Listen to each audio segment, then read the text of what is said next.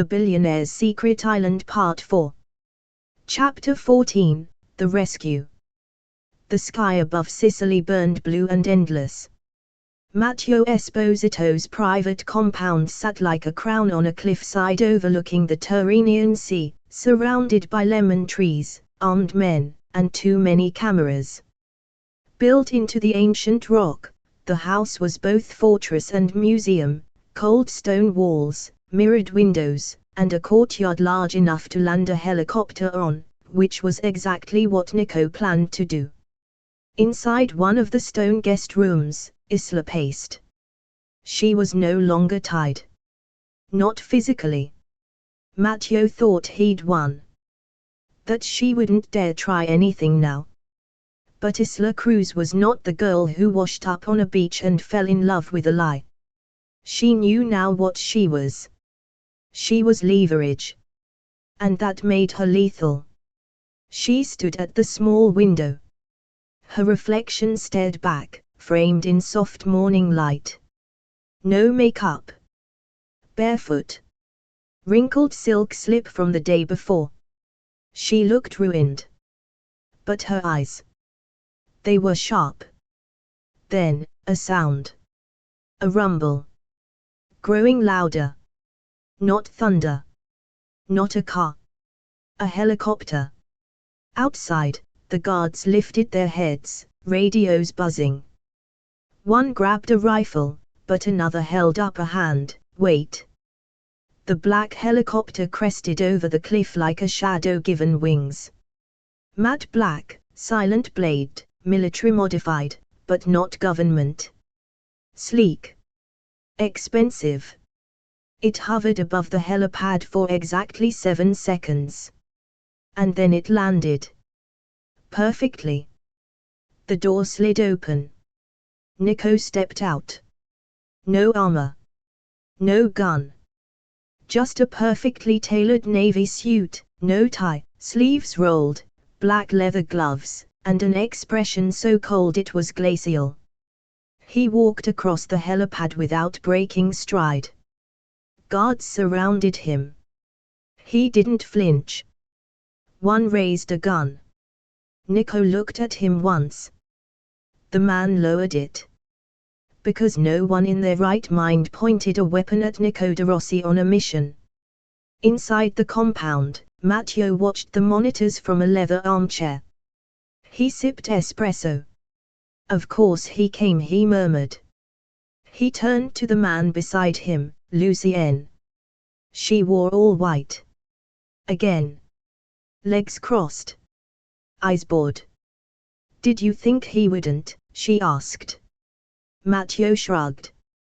I thought he might hesitate. He's De Rossi, she said, twirling the spoon in her glass. They don't hesitate when it's about her. Isla was already at the door when it opened. And there he was. Nico. Breathing hard. Shirt slightly rumpled from the flight. Hair wind-swept. Eyes on her and only her. Neither spoke for a moment. Then she exhaled. You came. He nodded once. I told you I would. I thought you might, wait. Or negotiate. I don't negotiate for what's mine. Her throat caught. Nico. We're leaving. But. He held up one hand. Everything's handled. She blinked. How? He didn't answer. But outside, while Matteo was sipping espresso and thinking he still had control, something else was happening. Because in the harbor below the cliff, a De Rossi speedboat had pulled into the dock. Fast. Silent. Empty. Until the deck hatch opened. And 6 women stepped out. Not soldiers. Not staff. Not armed. Socialites. Heiresses. Models. And one was Nico's lawyer. Another was Nico's cousin, Chiara, the diplomat. Another, the girlfriend of a French defense minister. They walked right past the guards. laughing, giggling, dripping in designer silk and high heels. And in one of their hands, a briefcase full of certified shares in the Tangier shipping lane. A gift. In exchange for Isla. Because power didn't always come from guns. Sometimes it came from silk. And from the threat of a scandal so massive, even Matteo wouldn't survive it. Back in the corridor, Isla walked beside Nico, barefoot and furious. You traded a global shipping contract for me. I traded what I didn't want for what I couldn't lose. That was the dumbest romantic line I've ever heard. He smirked faintly. It worked, didn't it? She shoved him. He caught her wrist.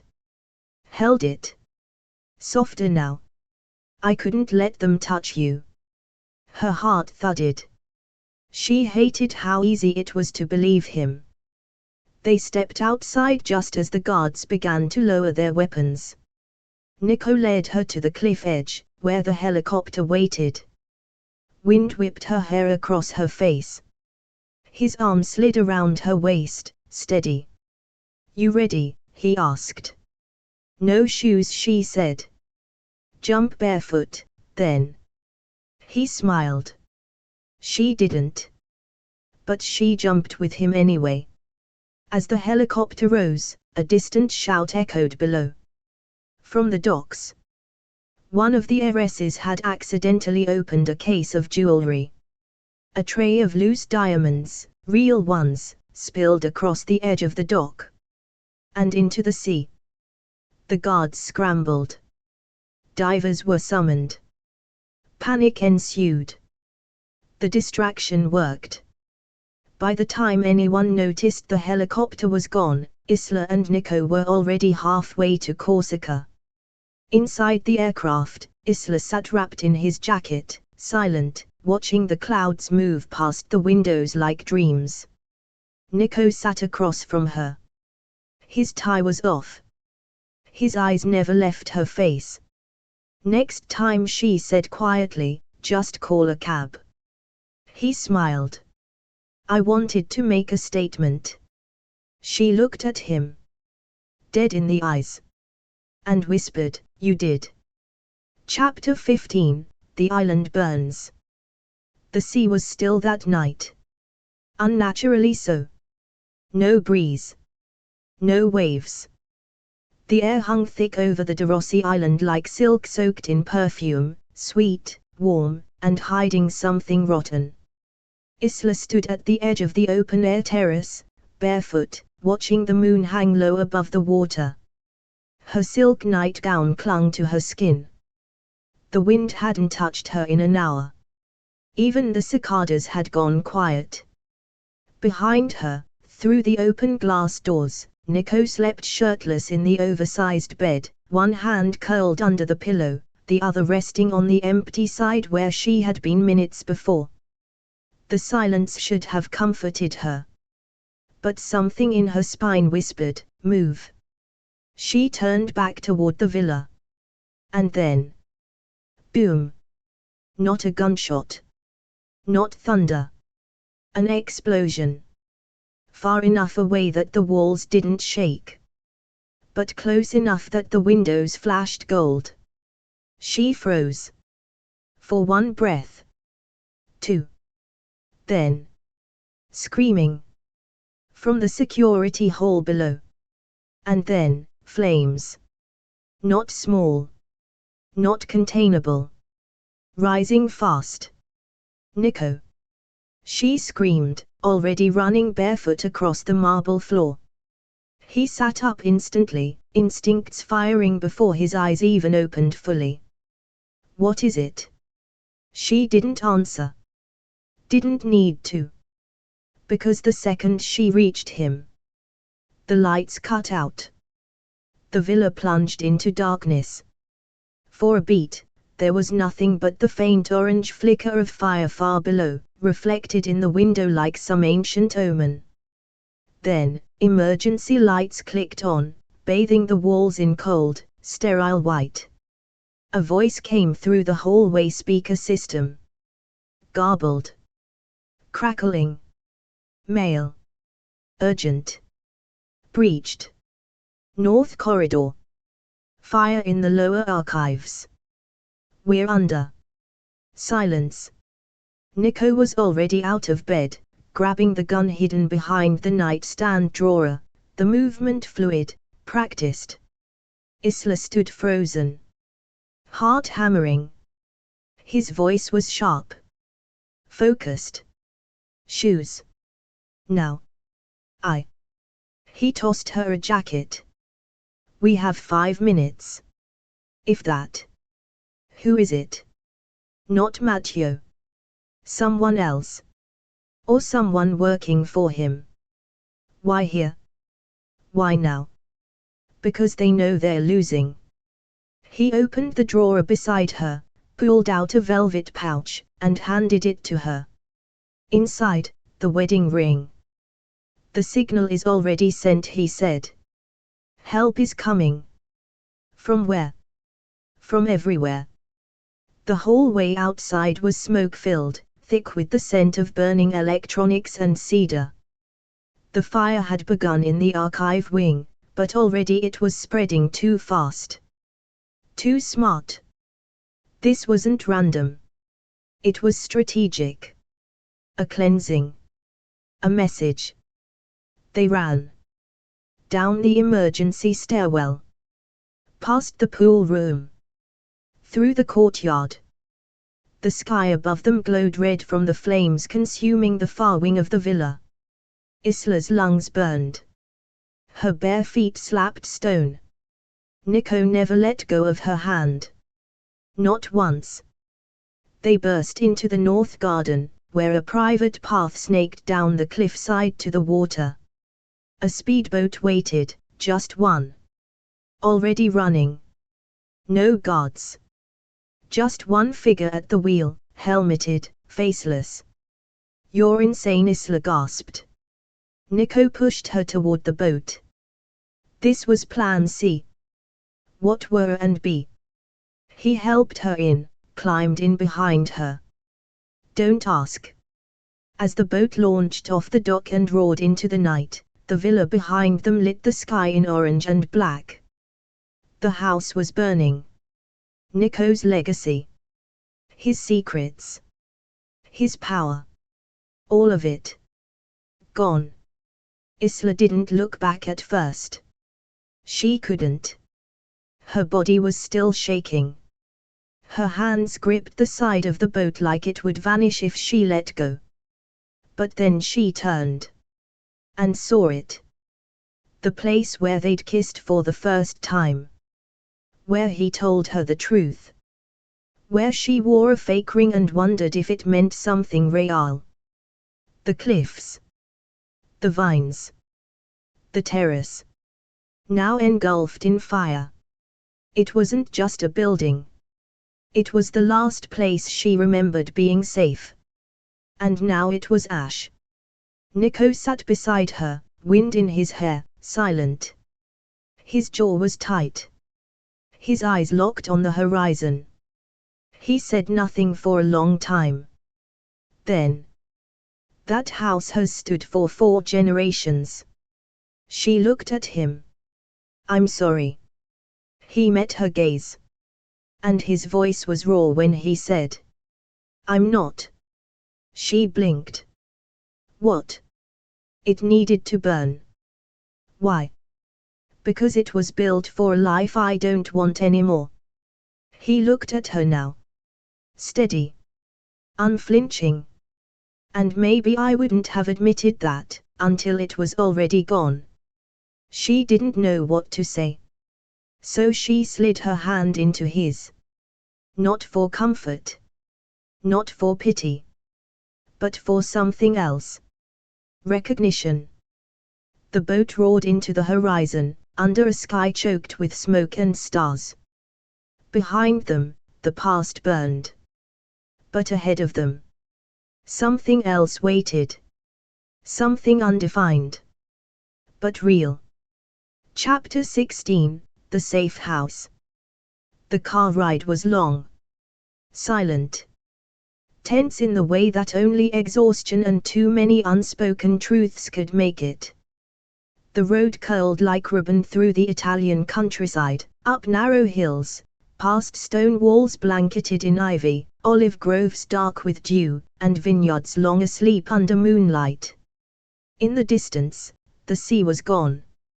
So was the fire. Only the mountains remained. And the villa. It wasn't what Isla expected. Not glass and steel. Not a fortress. Just a quiet house built into the hillside. Modest, for someone like Nico. Stone walls. Green shutters. Terracotta roof. A gravel drive leading up to an arched wooden door. Wisteria vines curled along the outer beams, fragrant even in the night air. It felt still. Old. Untouched by the chaos of the last week. A place built to be hidden. Not protected, forgotten. Nico didn't speak as he unlocked the front door. The heavy wood creaked open. Isla followed him inside. It was cool, dim. The scent of lavender and aged wood filled the air. One long hallway stretched from the entry to a living room lit only by moonlight pouring through arched windows. He didn't turn on any lights. He just walked to the fireplace.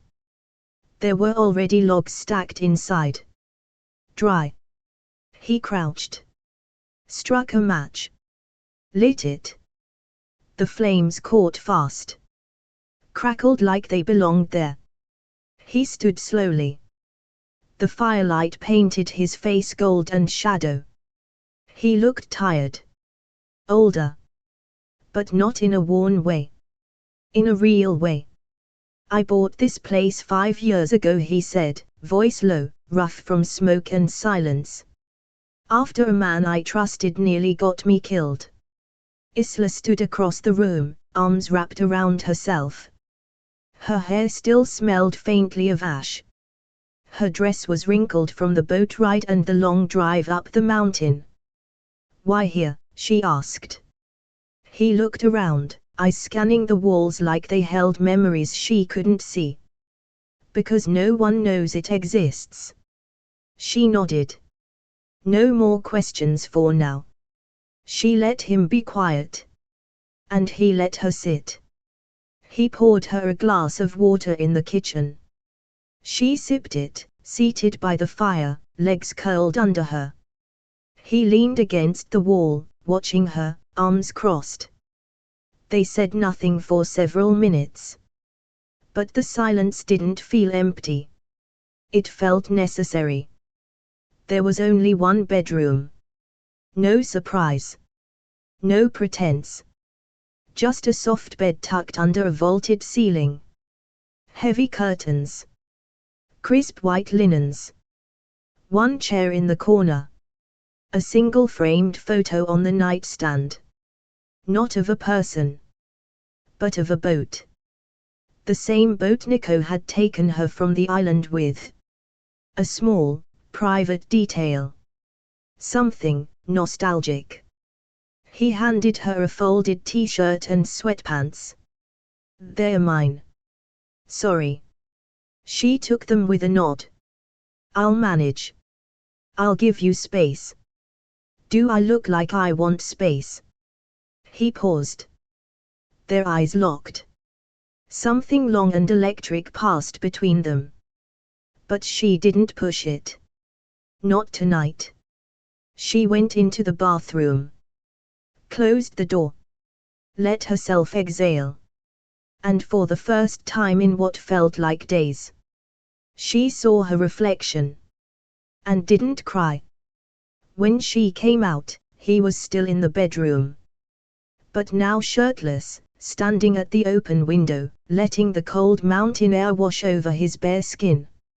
She watched him from the doorway. Not in a sexual way. Not at first. But in a real way. His back. His scars. A faded tattoo near his ribs.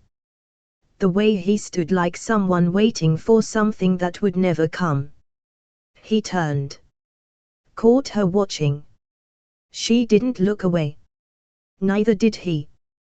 "Why did you come for me?" she asked. He blinked once. "That's a stupid question. Answer it anyway." He took a breath. His voice was soft now. "I couldn't lose you." She stared. Waited. But he said nothing else. She crossed the room slowly. Sat on the edge of the bed. The fire from the next room sent light flickering across the stone walls. "I don't want to be leverage," she whispered. "You're not. I don't want to be your weakness. You're not that either." She looked at him. And finally said what had been crawling under her skin since the island burned. "Then what am I?" He moved slowly. Sat beside her. His bare shoulder brushed hers. "Warm." He stared straight ahead. Voice barely above a breath. "You're the only part of this that feels real." She looked at him. He didn't look back. And that, somehow, meant more. She didn't kiss him. He didn't kiss her. But when they finally slid under the covers, still in the borrowed t-shirt and sweatpants, still smelling faintly of smoke, they didn't face each other. But they lay close enough to feel every breath. And when she reached for his hand under the blanket, he laced his fingers with hers. Not possessively. Not protectively. But like someone who needed to feel alive. Outside, the wind rose. The house groaned against the night. But inside, in the dark, in the quiet, in the safety of that borrowed bed, neither of them let go. Chapter 17, The Deal. Morning rose slow and golden over the mountain villa. The hills were blanketed in mist, soft and unthreatening. Birds called from somewhere in the trees. A breeze drifted in through the open window, carrying the scent of rosemary and wood smoke. For the first time in days, Isla Cruz had slept without fear. When she woke, Nico was gone from the bed, but not from the room. He was sitting in the chair across from her, already dressed in black slacks and an open white shirt. No suit jacket. No shoes. Just a phone pressed to his ear and a gaze fixed hard on the window. He didn't speak as she sat up. But she watched his jaw tighten. A pause. A cold, final sentence. "Tell him I'm done choosing."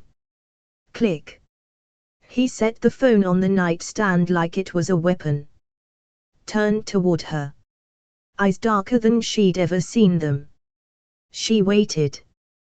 He let the silence stretch. Then. "They've made their move." Isla's voice was still rough from sleep. "Who?" "Everyone." She wrapped the blanket tighter around herself. "You're going to have to be more specific." He stood slowly, crossing to the open window. Light spilled across his skin. "They've called a meeting," he said. "The old circle. What's left of them. I'm expected to choose." He turned, voice sharp now. "Step down. Or give you up." Isla stared at him. "Give me up." He met her eyes. "They don't want you dead, Isla.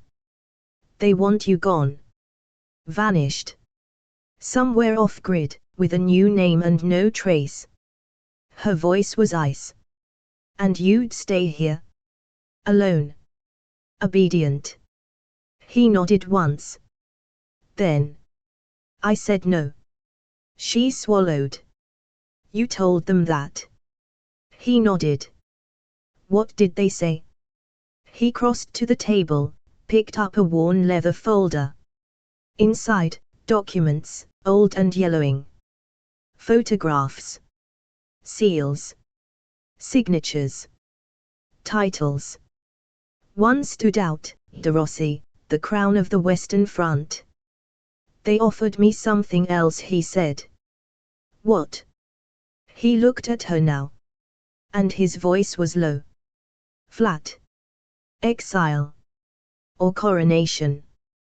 The words hung in the room like smoke. Isla's lips parted. Coronation. He nodded. Matteo is dead, he said.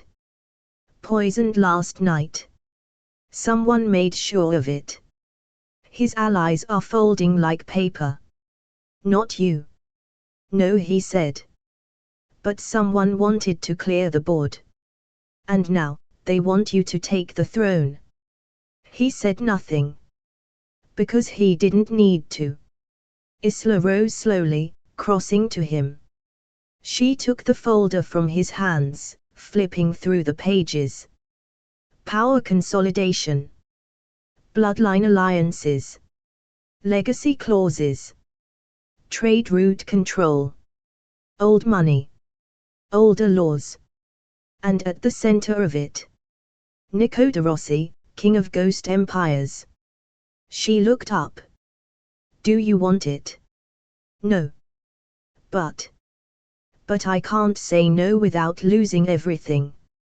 She narrowed her eyes. Except me. He smiled bitterly. No, Bella. Especially you. She folded the folder shut. You said you were done choosing. I am. Then what's your plan? He took a breath. And gave her a look she'd never seen before. Not the cold strategist. Not the charming liar. Not the wounded romantic. But something new. The man who had nothing left to prove. I'm going to break the throne, he said quietly. What? I'm going to give them what they want. The crown. The ceremony. The public loyalty. He stepped closer now. His voice dropped to a whisper. And then I'm going to dismantle every last piece of it, while they watch. Isla stared at him. I thought you didn't do noble. He smirked. It's not noble. It's strategic. And what about me? He didn't hesitate. You stay. Where? With me. Even when the empire crumbles. He stepped forward, took her face in his hands. You're the only thing I want to keep. For a moment, she said nothing. Then she leaned into his palm, voice trembling. If you destroy them, they'll come for you. I know. They'll come for me. He nodded. I'll never be safe. You'll never be bored. She laughed, then cried, then did both at once. And kissed him. Slow. Fierce. Final. That night, Nico made 3 calls. One to a journalist. One to a banker in Zurich. And one to a woman in Paris who had once held the deeds to half of Europe's illegal art. By dawn, the empire would be his. And by sundown, he'd start burning it from the inside. That's the end of this part, but trust me, the next one is even more thrilling. We drop fresh episodes every day, so don't miss out. Like, subscribe, and stay tuned, you won't want to miss what's coming next. Thanks for listening to Billionaire Romance Stories, where love meets luxury in the most unexpected places. If you enjoyed this story, make sure to like, subscribe, and drop a comment. We love hearing your favorite twists and favorite theories. And don't forget to ring that bell, because in this world of yachts, secrets, and luxurious romance, the next story is always one click away.